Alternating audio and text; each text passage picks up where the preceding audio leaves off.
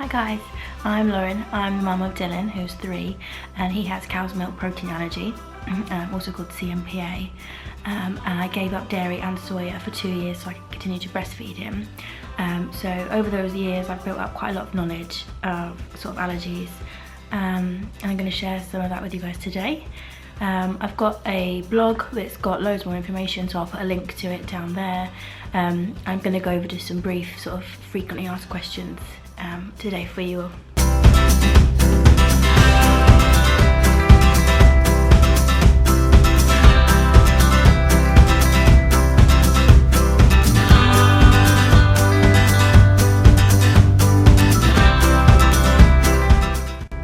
So I've written some questions down so I don't forget.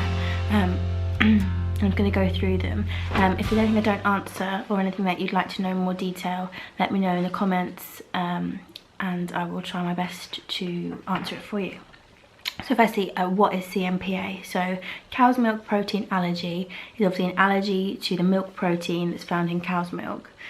It affects 3 to 7% of infants, and about 0.5% will actually react through breast milk. So they're reacted to the cow's milk that you're consuming, that the trace is getting into your breast milk. So is it the same as lactose intolerance? So a lot of people get them confused. Lactose intolerance is totally different. Lactose is obviously the sugar in milk, whereas CMPA relates to the actual proteins that are found in the milk. It's really rare for an infant to have lactose intolerance, and that's because breast milk has lactose in it whether you consume dairy or not, and obviously it's pretty rare for an infant to be allergic to breast milk. So it's not the same, the symptoms are very different. If you did have an infant that is lactose intolerant, they will be really quite poorly. So can I still breastfeed? Well, obviously yes you can. I did for 2 years. I gave up dairy and soya to feed him, and it sounds really overwhelming, but I promise you, once you get your head around it, it's not. It's pretty straightforward. And once you see how much better your little one is after you've eliminated those allergens, it's all worth it for giving up a little bit of cheese. So what are the symptoms of CMPA?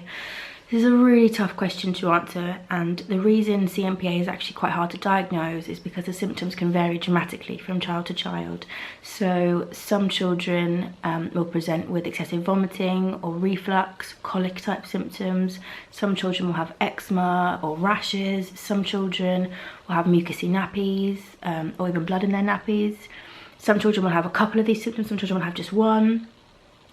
Dylan suffered really badly with vomiting, which meant he actually failed to gain weight.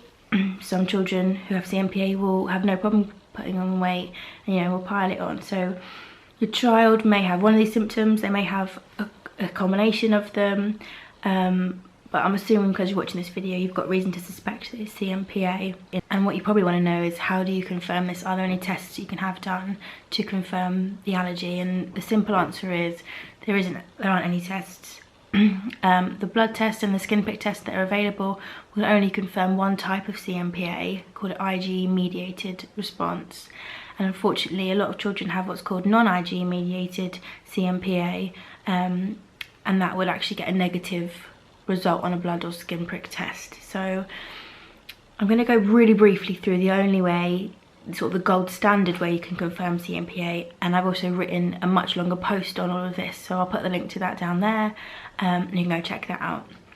So to confirm CMPA in a breastfed baby, what you're going to have to do is eliminate dairy, which, like I said before, sounds really overwhelming, but I promise you, you'll get the hang of it really fast.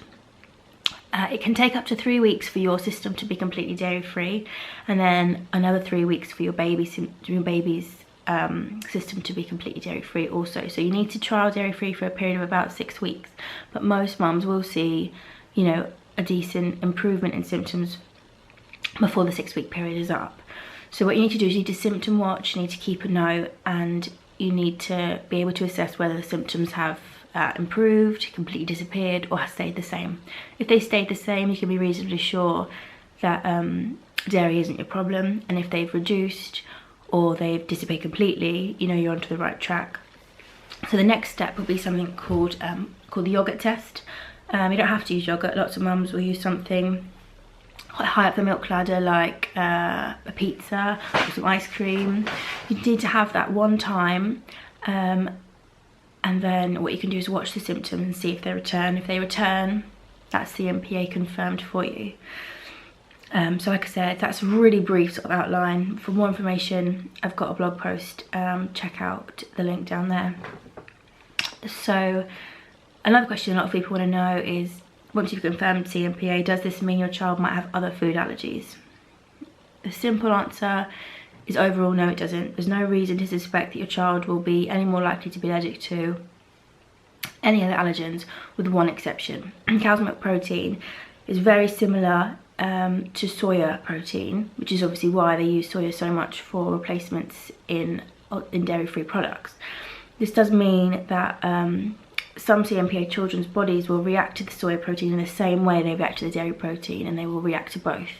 Depending on which study you read, it's about 30 to 50% of CMPA children will react to soya as well. So if once you've eliminated dairy you haven't seen a full sort of recovery of symptoms, then looking at cutting soya is probably the best bet.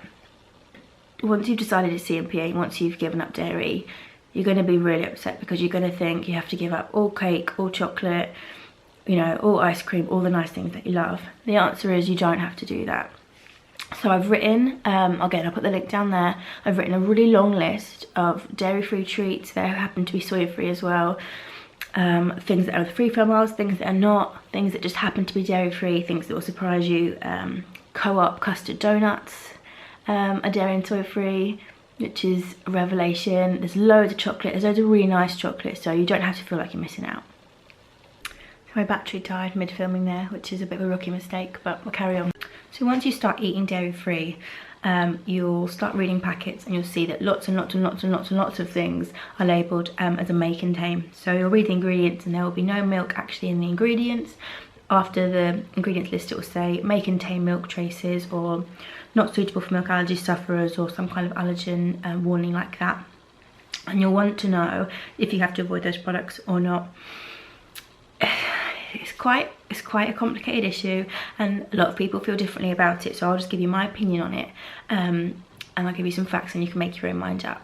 So the first thing to know is that anything pre-packaged, anything made in a factory that also produces things containing milk, anything baked in a bakery with things containing milk, anything cooked or prepared in a restaurant kitchen with things containing milk, is at some small risk of containing milk protein traces. That's a fact. It's also a fact that there's no legal requirement for companies to put this statement on packaging. So there are plenty of things out there that are made in the same factory as things that do have a may contain warning, but they don't. There's no legislation that says they have to have this warning, and so that means if you did want to avoid all may contains, you probably would have to end up avoiding anything pre-packaged, whether it has a may contain label or not.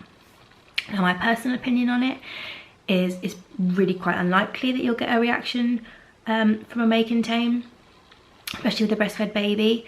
You could eat something 100 times, 99 times be absolutely fine. The 100th time get unlucky and do get, you know, traces of milk protein, but the fact of the matter is the risk is relatively small. If it does contain milk traces, it is going to be a very small amount of milk, and especially processed through your breast milk, you know, it's very unlikely that your baby's going to react to that. So weighing it all up, I would say that avoiding may contains is A, a little pointless, and B, making your life a little bit harder than it needs to be, because the likelihood of getting a reaction from a may contain is small. I'm not saying it doesn't happen, but I would definitely at least attempt to eat the may contains. So hopefully that clears that up a little bit. Like I said, it's quite a complicated one. I know a lot of people feel strongly about it, and I might go try and sort of speak more about it in another video, and I'll definitely do a blog post on it, so check that out. So the most important thing parents usually want to know once their child has been confirmed with CMPA is it forever? Will your child outgrow it, and if so, when? The good news is most children do outgrow CMPA. 50% of them outgrow it by 12 months, 60 to 75% of them outgrow it by 2, and 80 to 90% will outgrow it by 3. So there's no reason to think that it's going to be like this forever, and with any luck your toddler will outgrow it and go on to lead a totally normal life. I can only speak from experience, but I know of lots of people who have had really severe allergies, even anaphylaxis, and have still gone on to outgrow their allergy. So you can remain hopeful that they will outgrow it at some point. So hopefully you found that useful. This is the first vlog I've ever recorded, so I probably am saying loads and looking up at the camera rather than through the lens, and my battery died during it as well, which is really annoying, but hopefully I've given you some decent information. Like I said, check out my blog, I'll put the link down there, and check out the treat list definitely, because you don't want to be missing out on any chocolate or cake. I'll try and do a couple more videos, so let me know what you want to hear about, and I'll catch you soon. Thanks, and don't forget to subscribe.